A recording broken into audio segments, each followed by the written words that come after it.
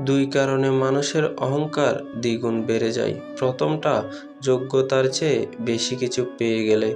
দ্বিতীয়টা, অবৈধভাবে হঠাৎ অনেক টাকার মালিক হয়ে গেলে। দরকার পড়লে একা থাকুন, তবুও কখনো নিজেকে তুচ্ছ প্রমাণ করে কারোর সঙ্গ পেতে যাবেন না। এই সমাজে সত্য বললে শত্রু বাড়ে, মিথ্যা বললে সম্মান বাড়ে। দেহের মৃত্যু হলে সবাই কাঁদে, কিন্তু মনের মৃত্যু হলে নিজেকেই কাঁদতে হয়।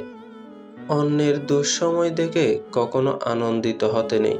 নিজের দুঃসময় আসতে বেশি সময় লাগে না।